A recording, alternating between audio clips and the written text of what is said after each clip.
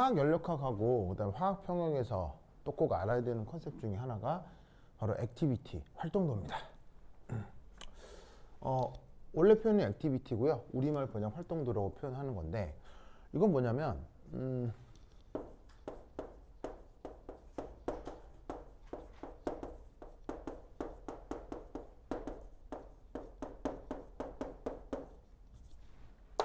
자, 어떤 화학적 환경을 가정해 봅시다. 그럼 화학적 환경, 이게 뭔 말이냐?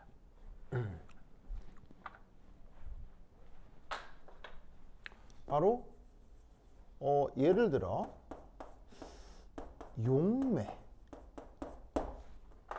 누군가가 반응을 하는데 걔가 이제 둘러싸여 있는 용매 또한 어떤 그 화학적 환경이라 할 수 있을 거고요. 그리고 용매뿐 아니라 상대 반응물,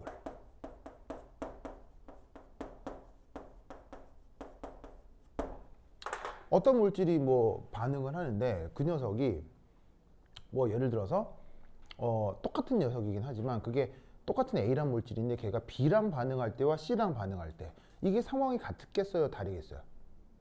뭔지 몰라도 같지는 않을 거 아니에요. 같지는 않다는 얘기는 다르다는 걸 거예요. 그러니까 A라는 녀석이 그 B랑 반응할 때와 C랑 반응할 때 상황이 뭔지 몰라도 같지는 않을 거다 이런 말이지.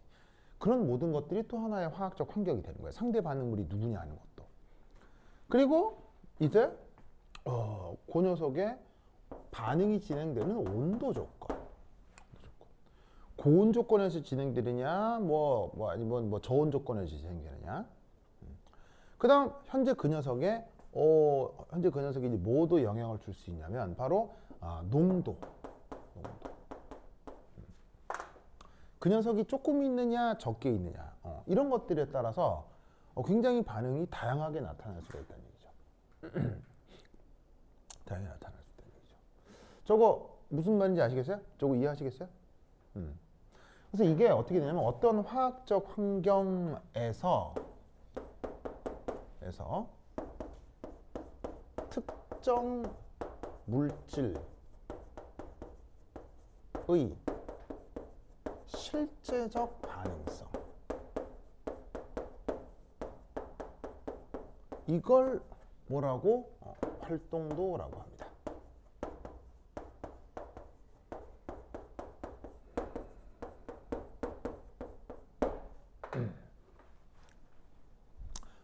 실제적 반응성이라고 해야 되고 실제적인 성격 이런 것들을 활동도라고 합니다. 물론 활동도가 아주 수학적으로 정의된 거긴 하지만 이게 뭐냐면 물리적인 어떤 실제적인 상황에서는 저런 의미라고 볼 수 있어요.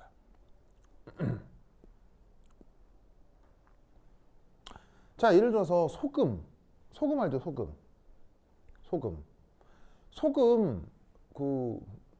국 같은 데 타면 소금 어떻게 돼요? 국에 소금 넣으면 싹 녹아 없어져 가지고 먹었을 때 어떤 맛이 나죠? 먹었을 때 좀 약간 간간한 맛이 나잖아요. 근데 그 소금을 그 고기 찍어 먹기 전에 그 참기름에다가 소금 넣은 참기름장 있잖아요. 그 참기름장에 넣으면 소금 녹아요, 안 녹아요? 안 녹죠. 안 녹아서 어떻게 되냐면 그 고기를 참기름장에 딱 찍어서 먹으면 참기름 고소한 맛하고 그 장에 찍혀서 올라온 소금 알갱이가 고기 같이 묻어서 올라오죠. 그럼 그때 딱 먹을 때는 전체적으로 짭짤한 맛이 느껴져요? 소금 알갱이를 칵 씹었을 때 짠맛이 탁 이렇게 느껴지는 거예요. 고를 때 탁 씹을 때 짠맛이 탁 튀어 올라오잖아요. 어떤 상황인지 알겠어요? 그러니까 어떤 특정 물질이 그게 물을 용매에 들어있느냐 기름 용매에 들어있느냐에 따라서 그 역할이 같아진다는 얘기예요, 달라진다는 얘기예요? 뭔지 몰라도 달라질 수 있다는 얘기예요. 그러니까 어차피 짭짤한 맛은 짭짤한 맛인데 물 베이스에 국에 탔을 때 그 짭짤한 맛의 느낌하고 참기름장에다가 고기 찍어 먹었을 때 짭짤한 맛하고 약간 다르잖아요. 이게 전반적으로 짠 거하고 안 짜다가 갑자기 탁 이게 짜지는 거하고 이게 약간 다르잖아. 무슨 말인지 알겠어요? 그 다음 똑같은 케미컬이라 하더라도 걔가 어떤 놈이랑 섞으면 보약이 되겠지만 어떤 놈이랑 섞으면 독약이 될 수도 있는 거 아니에요. 무슨 말인지 알겠어요? 반응 진행에 따라서. 그러니까 당연히 이런 일이 벌어질 수 있을 거고요. 그 다음 온도. 온도는 뭐냐면 혹시 저기 조선시대 때 이런 극영화 같은 거 보면 사약을 받으시오 그거 알아요? 사약?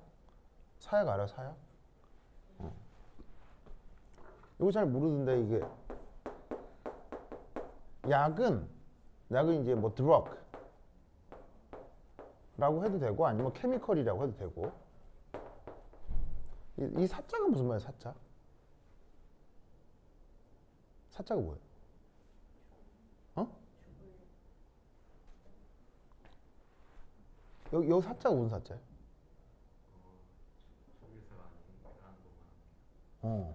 여기 사자는요 사자는 되게 모르는 사람 많은데 죽는 게 아니에요. 죽는 게 아니고요. 이게 죽는 게 아니고 얘는 이제 주는 거예요. 주는 거예요. 그래서 이제 누가 주는 거냐면 왜 이런 말 있잖아. 하사란 말 알아? 하사? 하사? 예를 들면 높은 사람이 아랫 사람한테 예를 들면은 뭐 상을 하사하였다 이런 말 쓰죠. 이게 뭐냐면 여기서 사자는 왕이 누구에게 주다 이런 뜻이에요. 무슨 말 알겠습니까? 이게 이제 무슨 말이냐면 죽을 약이 아니고요. 왕이 누구한테 준 약이란 뜻이에요. 알겠어요? 근데 주는데 왜 줬겠어요? 왜 죽겠어요? 죽이려고 주는 거지. 무슨 말 알겠어요? 그래서 죽이려고 주는 거라서 우리가 저 사자를 준다고 생각 그게 아니고 왕이 누구한테 약을 주는 행위를 사약이라고 하는 거예요. 무슨 말 알겠죠? 하지만 결국 사약 받고 죽는 거 아니에요? 죽는데 이 사약의 주성분이 뭐예요? 사약의 주성분 부자라고 하는 성분이에요. 그래서 한약재 중에 부자라는 성분이 있거든요. 근데 이제 부자라는 성분은 되게 독특한데 쟤는 뜨겁게 먹잖아요. 뜨거운 상태로 그럼 죽어요.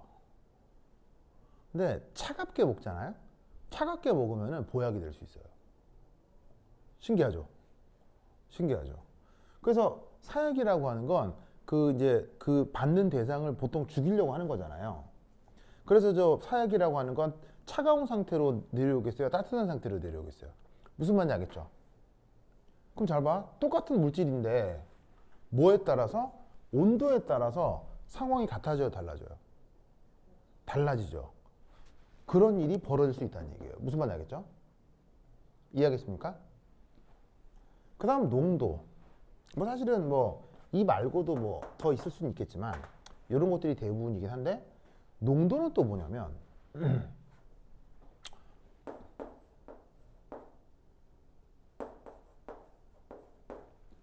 이런 것들이 뭐예요?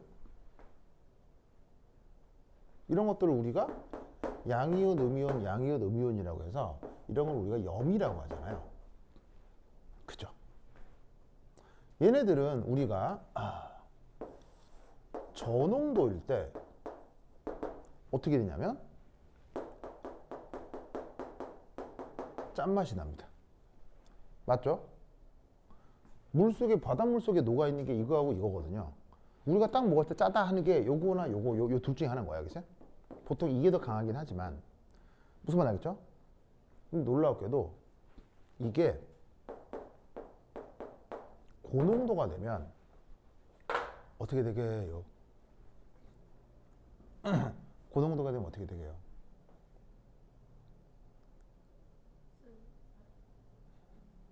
고농도가 되면 어떻게 되게 해요? 저농도에서는 쟤네들을 이렇게 사람이 섭취하게 되면 짠맛이 나거든요. 근데 이거 고농도가 되면 어떻게 되게 해요? 어떻게 되게 해요? 죽습니다.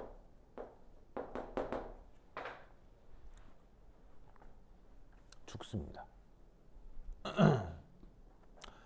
그래서 혹시 미국에서 약물 사용이라는 거 알아요? 왜? 그 사형 제도가 여러 개가 있죠. 예를 들면은 북한 같은 데서 직결 심판되면 사형 제도가 뭐예요? 북한에서는 총살이거든요. 총살? 총살? 총살이라는 말 들어본 적 있죠? 그러면 총살이라고 하면 그냥 총에 맞아서 사람을 죽이는구나 이렇게 생각하잖아요. 근데 총살이 엄청 무시무시한 형벌인 거 아세요? 총살이 엄청 무시한 형벌인 건지 아세요? 모르죠. 왜냐하면요, 총살을 할 때 사용하는 총기가 어떤 총기예요? 군용총입니다. 군용 총기예요. 그럼 군용으로 사용하는 총으로 사람이 맞으면 어떻게 되는 줄 아세요? 그 군용으로 사용하는 총을 팔에 맞으면 어떻게 되게요? 팔에 맞으면 어떻게 되게요? 우리가 영화 때 보면 총 탁 맞고 아야 막 이렇게 피 줄줄 나고 이렇게 하잖아요. 그 개구라 개뻥이에요, 그거. 진짜 군대에서 사용하는 총 있잖아요. 우리나라에 사용하는 뭐 K2 소총이나 뭐 북한이 사용하는 AK 시리즈나 이런 군에서 사용하는 총 맞으면 어떻게 되는 줄 아세요? 팔에 맞잖아? 팔이 잘려서 툭 떨어져요, 이렇게. 다리에 맞잖아? 다리가 툭 떨어져요. 그게 진짜 군용총이에요. 그럼 군용총으로 가슴팍에 맞으면 어떻게 되는 줄 아세요? 이만큼 없어져요, 이렇게. 머리에 맞으면 머리가 뚝 떨어져 나가요, 이렇게. 그냥 관통되고 예쁘게 피만 날 줄 알았죠. 절대 그렇지 않아요. 군용총이라고 하는 건 진짜 무시무시한 무기예요. 그래서 총살이라고 하는 건 뭐냐면 그런 식으로 그 사형 대상자를 딱 대놓고 군인들이 총을 두두두 쏘는 거거든요. 그러면 총 맞으면 그 사람은 어떻게 되냐면 시신이 막 다 쪼각쪼각 나는 거예요. 진짜 무서운 무시무시한 형벌이에요. 무슨 말 알겠죠? 그렇죠?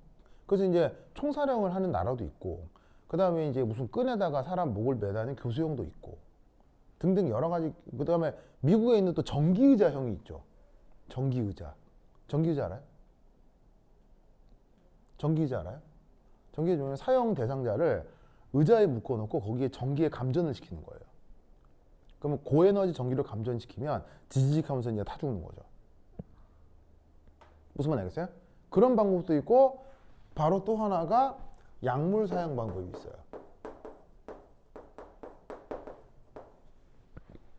그래서 어떻게 하냐면 그 사형 대상자를 이렇게 침대에 묶어 놓은 다음에 여기다가 이제 이렇게 딱 정맥 주사를 딱 놔요.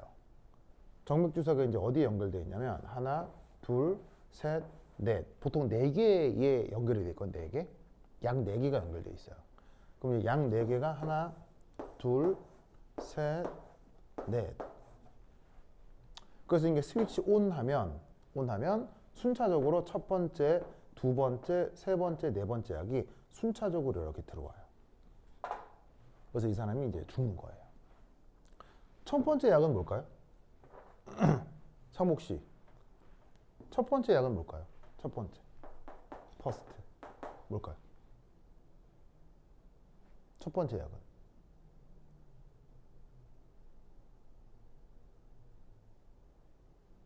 첫 번째 약은 뭘까요? 바로 마취제가 들어옵니다. 마취제. 사람을 뿅 가게 합니다. 왜냐하면 그 다음 들어올 약들이 굉장한 고통을 수반하거든요. 엄청난 고통을 주는 약들이에요. 그래서 마취를 시켜서 고통을 못 느끼게 합니다. 왜냐하면 현대 형법에서 사형이란 오직 생명만을 빼앗는 것이 사형이에요. 사형은 고통을 주면 안 돼요. 몰랐죠? 법적으로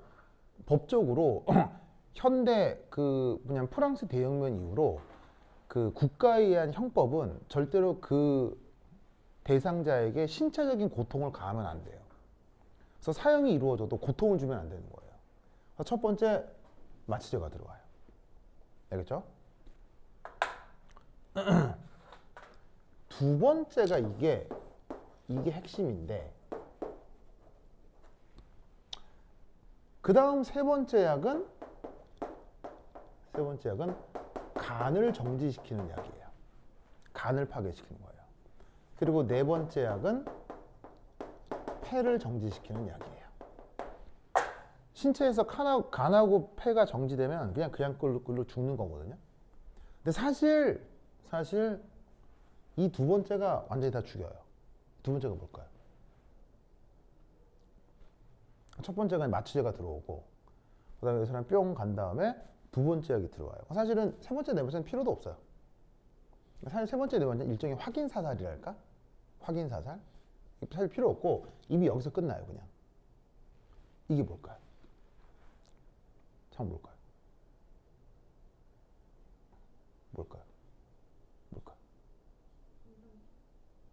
뭘까? 두 번째가 뭘까요?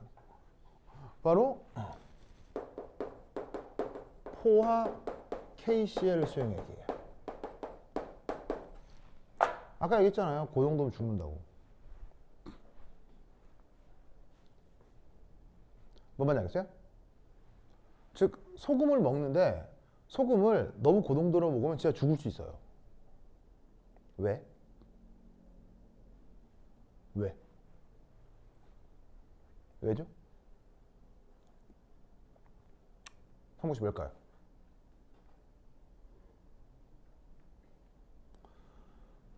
여러분은 생물 시간에 이런 걸 배운 적이 있어요.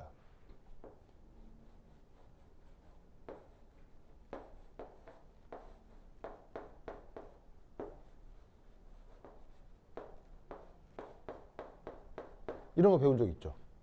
이런 그림. 이런 그림이 뭐예요? 뉴런이라고 하잖아요. 뉴런? 맞나? 살짝 모르겠다. 하여튼. 뉴런이라고 하잖아요. 이유구나. 이유. 뉴런이라고 하잖아요. 그럼 뉴런에서 여기는 아세틸콜린인가? 뭐 그런 케미컬이 나오고 여기서는 무슨 이동이 돼요? 여기서는 전기 이동이 되잖아요. 맞아요? 이 전기 이동의 역할을 해주는 게 누구예요? 뉴런에서. 뉴런에서 전기 이동을 담당하는 게 누구예요? 그게 포타슘 양이온이잖아요. K 플러스잖아요. 규빈아 생물 시간에 배웠어 안 배웠어요? 배웠죠. 지금도 졸리죠? 뭔 말인지 알겠어요? 그래서 생명체 내에는 일정 수준의 K 플러스 양이온이 있어야 된다고요. 뭔 말인지 알겠어요? 근데 갑자기 포화 수용액이니까 고농도예요, 저농도예요? 엄청 고농도죠. 고농도가 몸속으로 쫙 들어오면 어떤 일이 벌어지냐면 뉴런에 과전류가 흘러요. 무슨 말인지 알겠어요? 뉴런에 과전류가 흐르면서 머리끝에서 발끝까지 모든 신경이 다 과전류가 흐르면서 모든 세포가 쇼크로 죽는 거예요. 무슨 말인지 알겠어요? 규빈 알겠어요? 이해했어요? 이게 뭐냐면 평소에 그냥 소금을 먹으면 짭짤하고 만데 이게 혈액으로 고농도가 바로 들어와 버리면 걔가 몸에 있는 모든 뉴런을 폭주시키면서 쇼크로 그 순간 바로 죽어버리는 거예요. 무슨 말 알겠죠? 그러면 이 예시는 뭐예요? 이 예시는 농도에 따라서도 특정 물질의 반응성이 같아져요, 달라져요? 달라지네. 상호씨 알겠습니까? 그래서 어떻게 되냐면 똑같은 물질을 하더라도 걔가 어떤 용매냐, 누구랑 반응하느냐, 온도가 어떠냐, 농도가 어떠냐에 따라서 상황이 다르게 나타날 수 있다고요. 그러면 그런 것들을 다 아울러서 수리적으로 표현하고 싶을 거 아니에요. 무슨 말 알겠죠? 그 모든 걸 아우르는 개념을 바로 활동도라 한다 이런 말이지. 됐죠? 그죠? 그래서 이때 이 활동도의 표현 이거 이제 앞에서 할 때 몇 번 봤었는데 첫 번째 1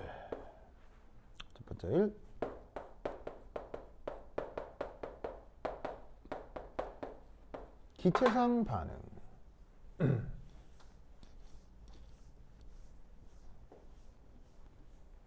자, 기체상 반응에선 이렇게 표현을 해줍니다.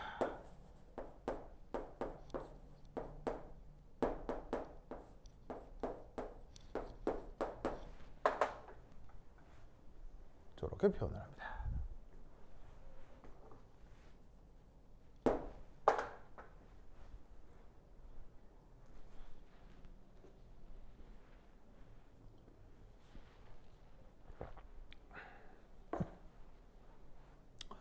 자, 이는 뭐냐면 A라고 쓴 것은 활동도, 액티비티가 되고요. X라고 쓰는 건 그 어떤 관심 물질을 얘기하는 겁니다. 그래서 이제 지금 이 녀석에 대해서 연구하고 싶은데 할 때 그 녀석을 X라고 두자 이런 말입니다.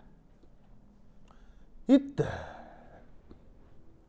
여기에 있는 P0 얘는 1atm 기준 농도입니다. 기준 압력입니다.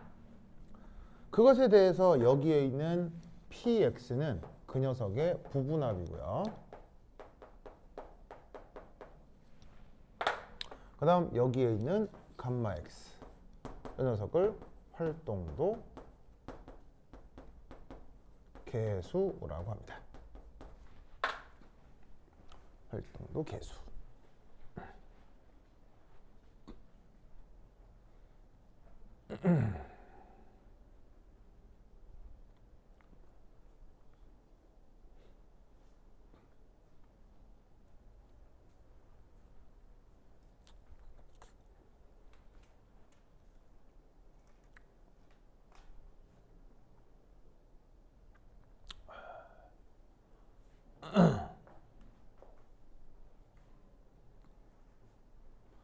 자, 보이시죠?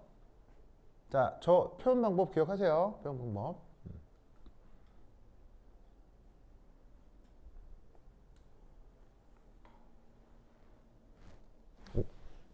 이게 되게 바짝바짝해요.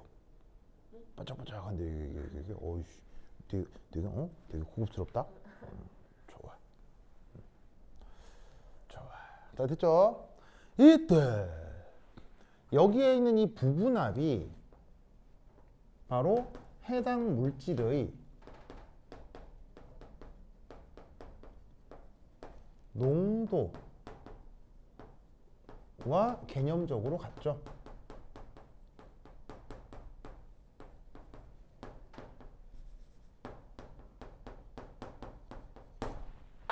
왜냐하면 물질의 농도를 기체의 경우 부분압으로 표현하면 되는 거 아니에요. 농도라는 게 얼마나 많이 혹은 진하게 섞여 있느냐가 농도잖아요.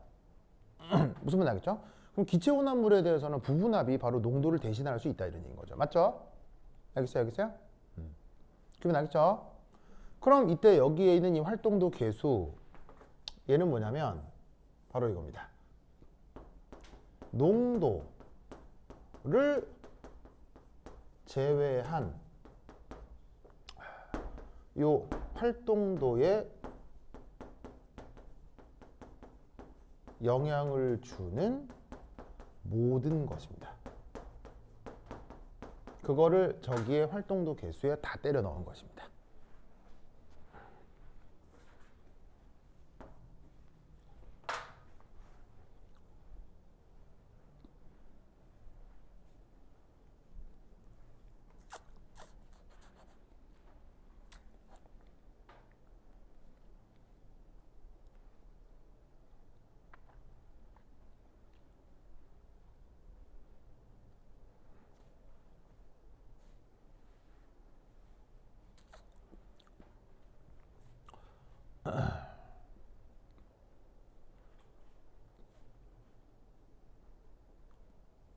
상호 알겠죠?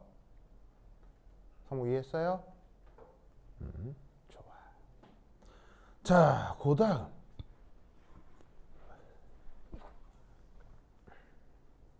그러면 이 기체상 반응에서 우리 이제 어떤 생각을 해볼 수 있냐면 그리고 이제 여기서 그리고 활동도 계수는 어떻게 된다? 보통 0에서 1 사이 값을 갖습니다. 보통 0에서 1 사이 값을 갖습니다.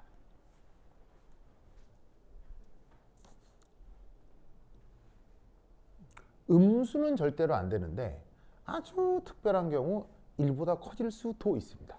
아주 특별한 경우.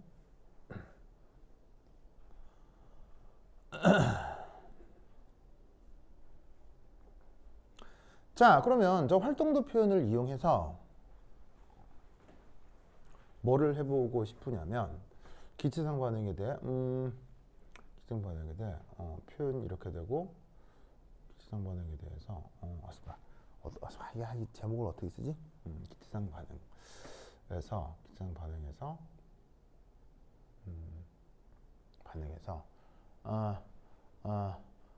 이게 기체상 반응에서 기체상 반응의 1 정의 이렇게 써주시고요. 2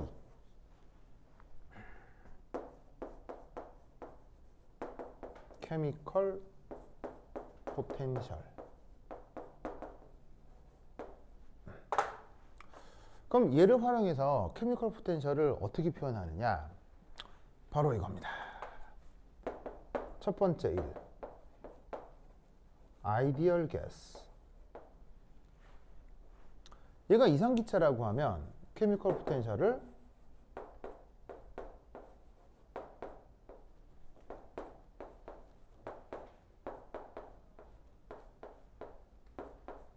이렇게 표현해 주면 됩니다.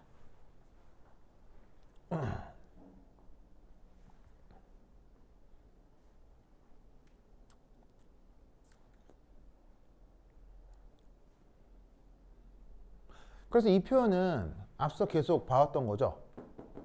그래서 이 노트가 일기압을 뜻하는 거고요. 그 일기압에 대해서 현재 기체의 부분압을 로그에 놓고 그 표준 상태의 케미컬 포텐셜로 현재의 케미컬 포텐셜을 표현할 수 있습니다. 이건 계속 봐왔던 거고요. 근데 얘를 실제 기체에 대해서 어떻게 표현할 수 있냐면 바로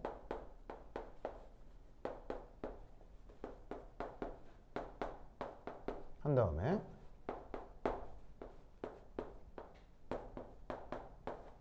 이렇게 표현할 수 있습니다. 이상기체하고 실제기체하고 어떤 차이인지 알겠죠?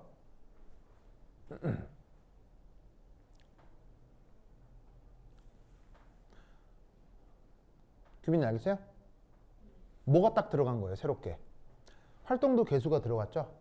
그렇게 활동도 계수를 넣어서 실제 기체가 이상기체랑 차이가 난다 라고 표현해 주면 된다는 얘기죠. 그럼 이때 여기에서 얘는 어떻게 쓸 수 있다? 더하기 RT 로그 A. 이렇게 이 부분만큼을 액티비티, 활동도로 바꾸어 써주면 되는 겁니다. X라고 하는 건 특정 물질의 어떤 X를 뜻하는 거고요. 알겠죠?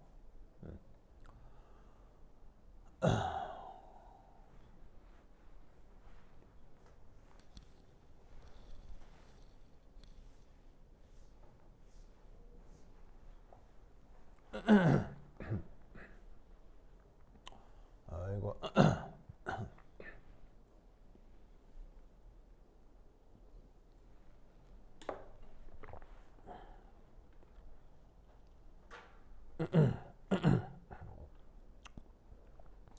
아이고.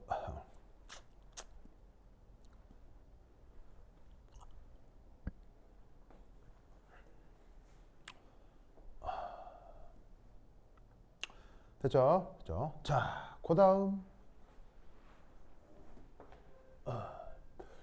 보시다시피, 그 다음은 2.2 표현, 그 다음에 2. 액체상, 뭐 액체상, 용액상 반응이라고 합시다. 바로 이제 액체 용액상 반응. 액체 용액상 반응입니다. 그럼 이 액체 용액상 반응에서 우리는 앞서 케미컬 포텐셜을 어떻게 표현했었냐면 이상용액에선 특정 X의 케미컬 포텐셜을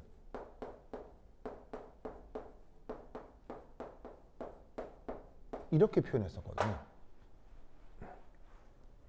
기억나요? 보이세요? 이때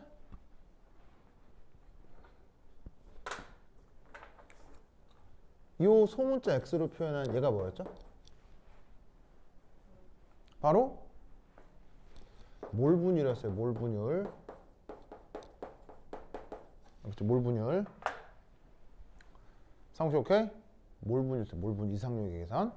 근데 이걸 실제 용액에서는 그냥 어떻게 딱 바꿔주면 되냐면 여기다가 짜잔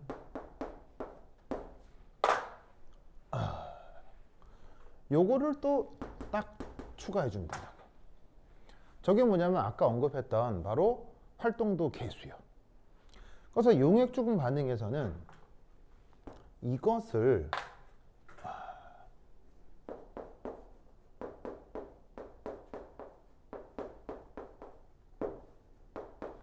이렇게 활동도다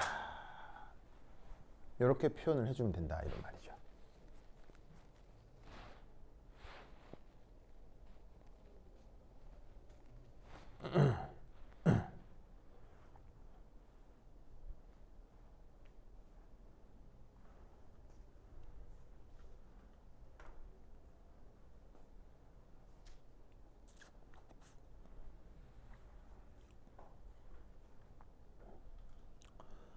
아이고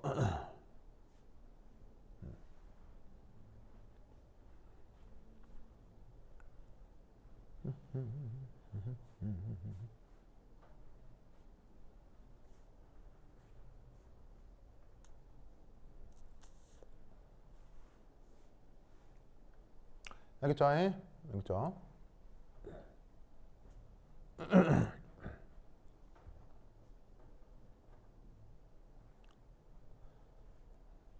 기분 오케이? 알겠죠? 자, 근데 이때 이런 일이 벌어집니다. 근데 이렇게 될 수 있어요. 묽은 용액 중에서는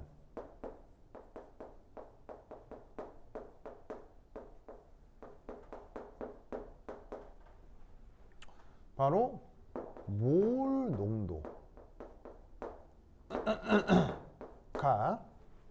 농도가 몰 분율을 대신할 수 있습니다. 같다는 게 아니고요. 거의 비슷한 효과가 있다는 얘기예요. 자, 뭔 말이냐면 용액 중에 어떤 성분의 몰 농도가 크다는 건 그 녀석의 몰 분율이 크다는 얘기예요, 작다는 얘기예요. 어떤 녀석이 몰 농도가 크다는 얘기는 그 녀석의 용액 내에서의 몰 분율이 커졌다는 얘기예요, 작아졌다는 얘기예요. 당연히 커졌다는 얘기인 거 아니에요. 무슨 말인지 알겠어요? 그러니까 사실은 원래 케미컬 포텐셜은 용액상에서 몰 분율로 정의된 게 맞는데 이게 용액중 반응에서는 오히려 몰 분율보다는 또 몰 농도를 많이 쓰잖아요. 몰 농도를 많이 쓰잖아요.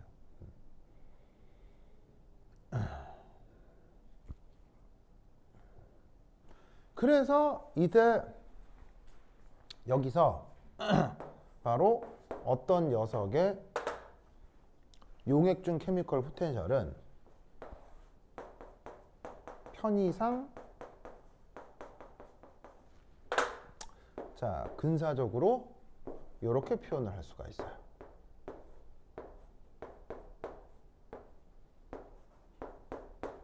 이렇게.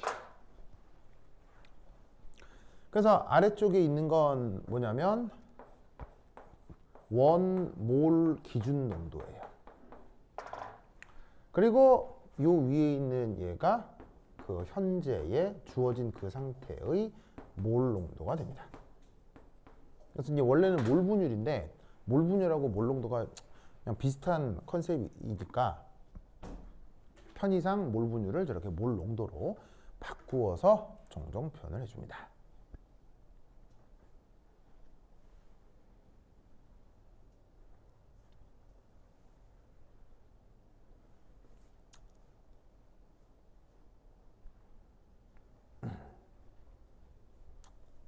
그래서 뭐 중간에 막 근사하고 막 뭐 그 뭐 용매 농도 다 약분되고 뭐 이런 과정이 있는데 다 될 거 하여튼 그래서 결론적으로 몰 분율 대신 몰 농도를 대신에 표현하면 편하다 이거예요. 알겠죠?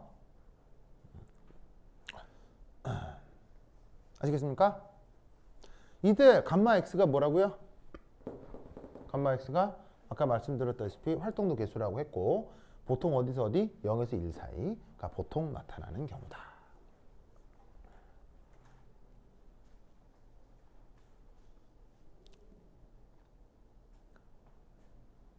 성공하겠죠?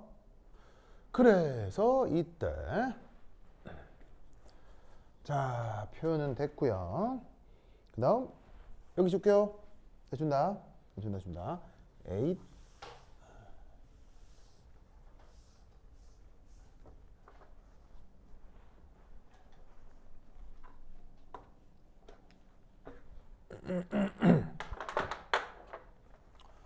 2.3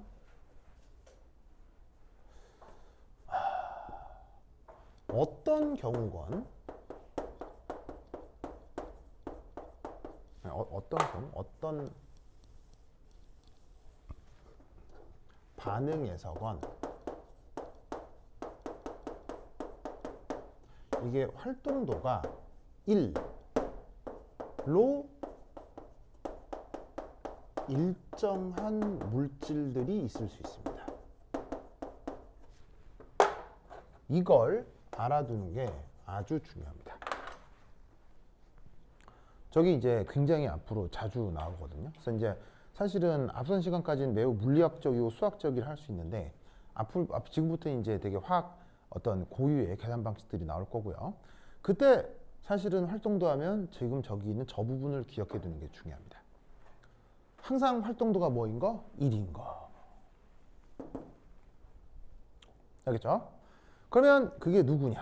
여러 가지 얘기가 있을 수 있지만 첫 번째 1은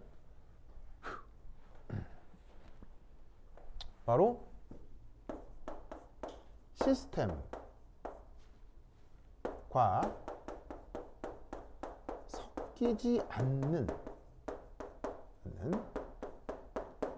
순수한 고체 혹은 액체 성분들의 경우 저 활동도가 항상 1로 표현됩니다.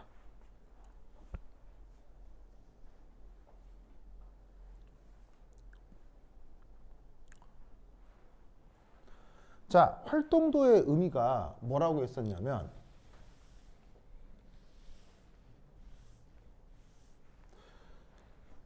주어진 어떤 그 화학적 환경에 따라 나타나는 실제적 반응성이라고 했잖아요. 그런데 이게 항상 요거로 일정하다는 얘기는 무슨 말이냐면 그 반응성이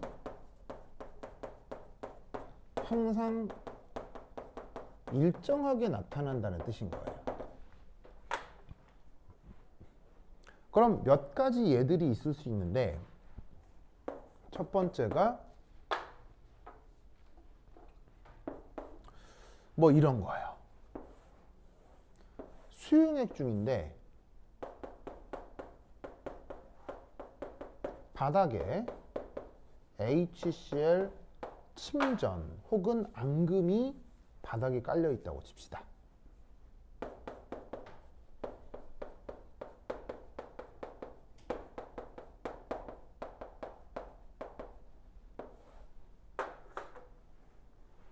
그럼 침전이나 앙금이 깔려 있는 상태에서 저 AgCl의 일부가, 물론 많이는 아니고요, 일부가 이렇게 Ag 플러스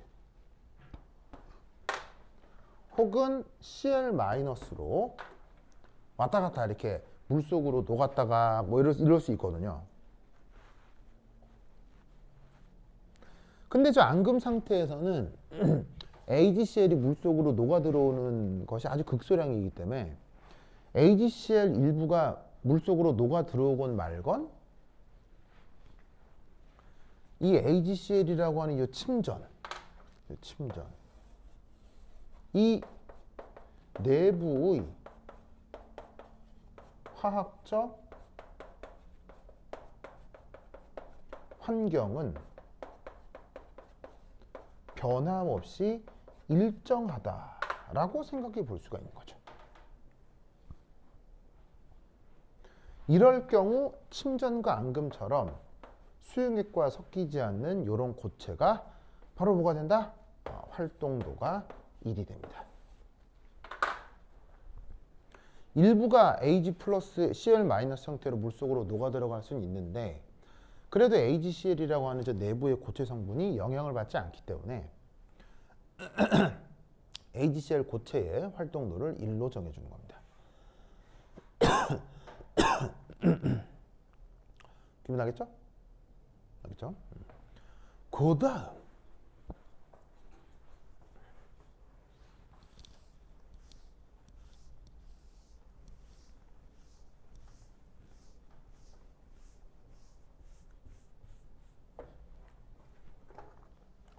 두 번째는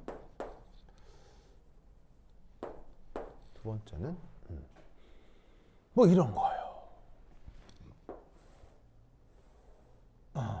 예를 들어 여기 이제 어떤 역시나 수용액이 있어요.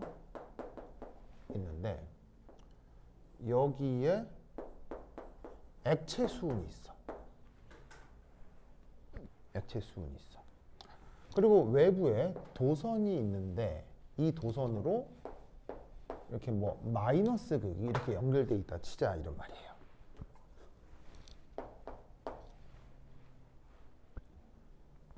자, 그러면 외부의 마이너스 극은 전자를 제공하는 거예요, 전자를 회수하는 거예요. 마이너스 극은 배터리의 마이너스 극은 전자를 밀어주는 애예요, 전자를 가져가는 애예요. 물리 시간에 배웠을 거 아니에요. 외부의 마이너스 전원은 전자를 밀어주는 녀석이잖아요. 그럼 저 마이너스 극에서 이렇게 전자가 제공될 거라고요.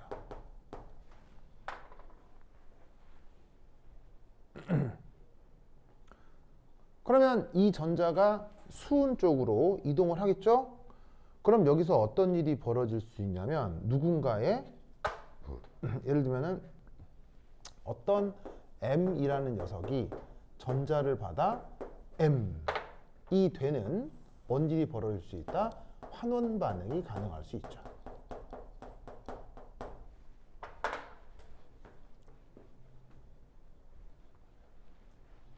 어디에서? 저 Ag 수은 액체 표면에서. 무슨 말인지 알겠죠? 표면에서.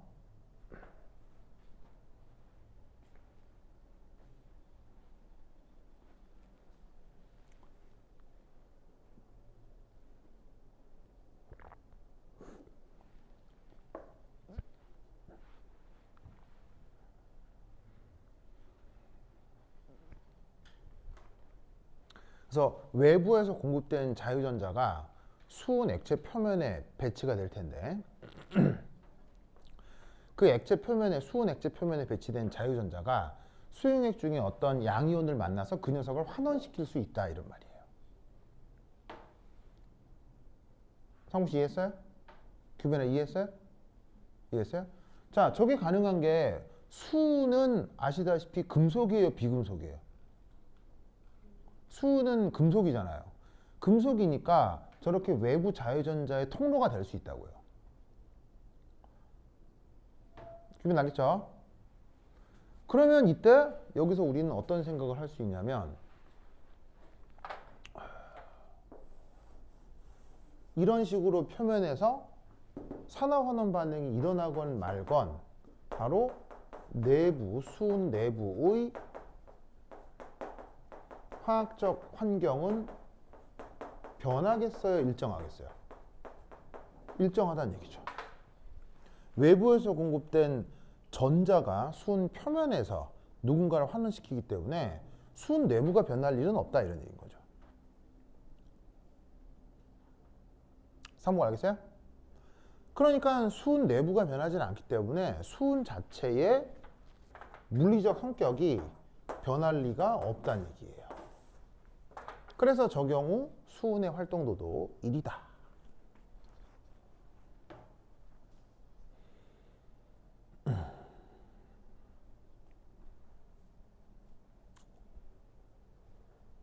알겠죠? 저것을 꼭 기억해 두시기 바랍니다. 오케이, 됐다. 자, 그 다음 여기 있습니다. 나.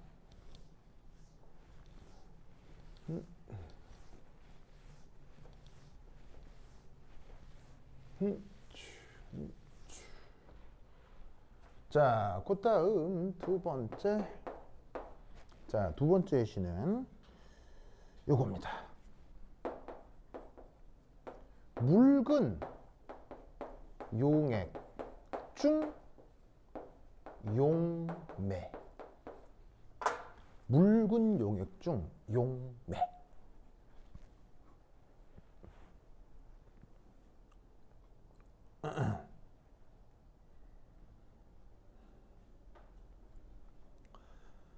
자, 이게 묽은 게 중요해요. 묽기 때문에 어떻게 생각을 해볼 수가 있냐면 바로 순수 용매에서와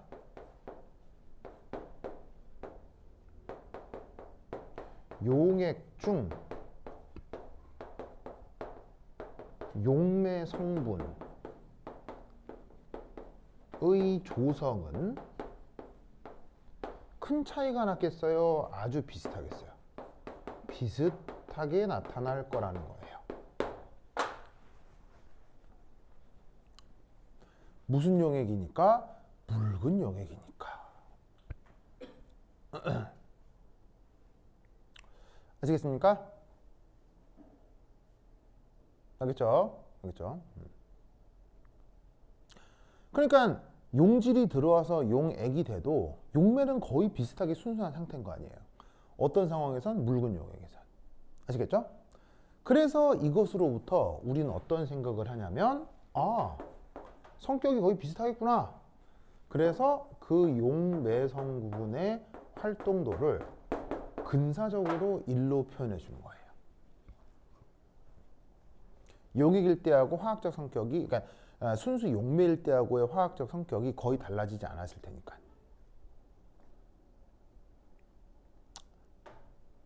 규빈 알겠죠? 규빈 이상해요? 이상해요?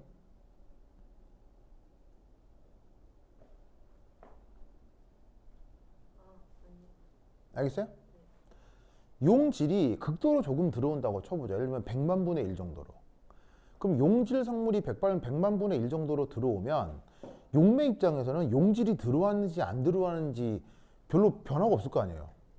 그리고 용질이 100만 분의 1 들어왔으면 그 용질이 B용질인지 C용질인지 용매 입장에서는 별 상관이 있겠어요? 별 상관이 없겠어요? 하도 조금 들어오면 상관이 있겠어요? 상관없겠어요? 상관없을 거 아니에요. 무슨 말인지 알겠어요? 예를 들어 조선시대 때 나왔던 책 중에 하멜 표류기라고 있죠. 하멜이 어느 나라 사람이에요? 네덜란드 사람이잖아요. 네덜란드 사람인데 1800년대 말인가 어떻게 막 이렇게 일본 쪽으로 무역하러 들어왔다가 풍랑 만나가지고 우리나라에 이제 뭐냐면 이렇게 표류에 들어오죠. 그래서 그 하멜이라는 사람이 당연히 백인이었는데 조선 조정에서 좀 특별하다 해가지고 이제 걔를 포섭을 해가지고는 정부에서 일을 하게 시키긴 했거든요. 그런데 어차피 조선시대 국민이 한 몇백만 명 될 거고 거기에 보시다시피 네덜란드 사람 한 명 들어온 거니까 그 하멜이 네덜란드 사람이건 프랑스 사람이건 조선은 별 차이가 있겠어요? 별 차이가 없겠어요? 아무런 차이 없이 그냥 조선은 조선대로 돌아가는 거지. 무슨 말인지 알겠어요? 그 하멜이 네덜란드 사람이건 뭐 프랑스 사람이건 독일 사람이건 관계없이. 그리고 그 하멜이 한 명이지만 뭐 2명이건 3명이건 조선 인구가 몇백만 명은 넘을 테니까 그런 외국인이 한두 명 들어온다고 해서 조선이 달라지진 않았을 거란 말이에요. 무슨 의미인지 알겠어요? 그러니까 묽은 용액에서는 용매의 상황이 변치 않기 때문에 그 용매의 활동도를 1로 표현할 수 있다는 얘기예요. 알겠죠? 그래서 이때 묘하게도 물론 진한 용액이라면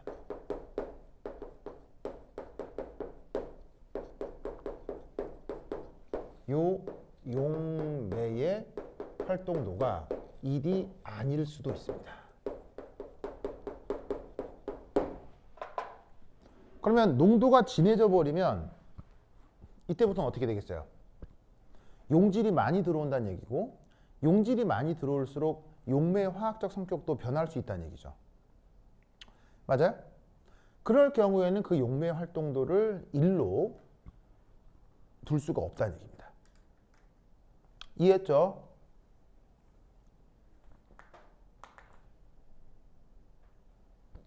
무슨 말인지 알겠어요? 알겠죠? 그래서 이 진한 용액은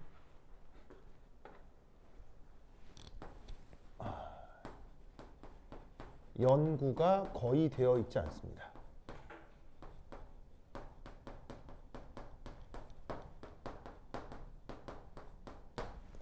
그럼 연구가 거의 돼 있지 않다는 얘기는 시험에 나온다는 얘기입니까? 안 나온다는 얘기입니까? 절대 안 나옵니다.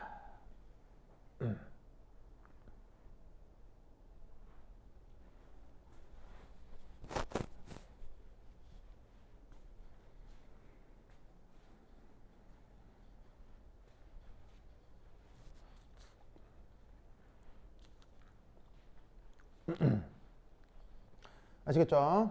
그렇죠? 자, 그다음 세 번째는 뭐야? 이거 지금 2가 아니고 얘는 그냥 2네. 그 다음 3 자유전자입니다.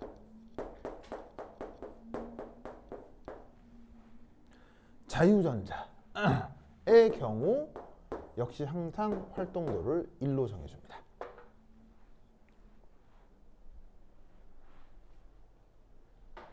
이 자유전자는 우리가 그 전자공학적으로 어떻게 가정하냐면 이동 속도가 광속과 아주 유사하다라고 가정합니다. 측정된 건 아닌데 저렇게 가정합니다. 그러면 자유전자 이동 속도가 광속 같다. 그러면 엄청나게 느리게 움직인다는 얘기입니까? 엄청나게 재빠르다는 얘기입니까? 엄청나게 재빠르다는 얘기입니다. 그래서 어떻게 되냐면 전기 에너지 전달에는 시간 지연이 거의 없습니다.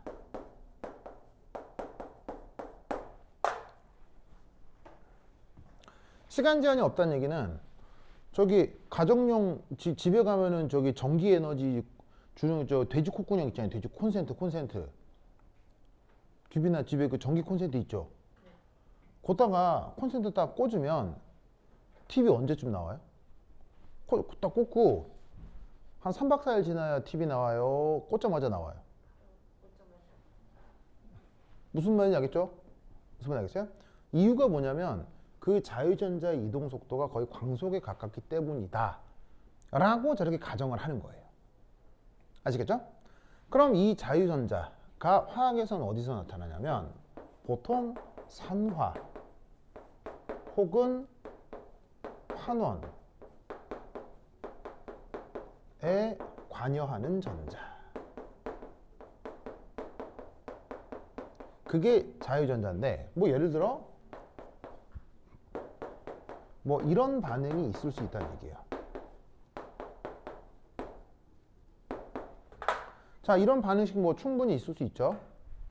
3가 양이온 철이 전자랑 반응해서 2가 양이온이 될 수 있는데 이때 여기에 있는 요런 전자, 화학 반응식 상에서 이렇게 산화나 환원 반응식에서 등장하는 요 전자를 요걸 자유전자라 한다 이런 말이에요. 화학 반응에서.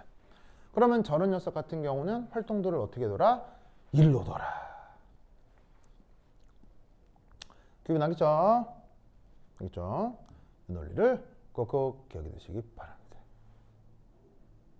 오케이, 됐다. 그러면 여기까지 하도록 하겠습니다. 그럼 여기까지. 다음 시간에 만나요. 안녕. 여러분 학교 가요 오늘? 가요? 방학 언제죠? 방학 끝났나요? 한 번 더. 어? 어. 아, 금요일에 본방학해요? 아, 그럼 다음 주 쉬겠네? 알았어요. 오케이. 좋아. 뽕.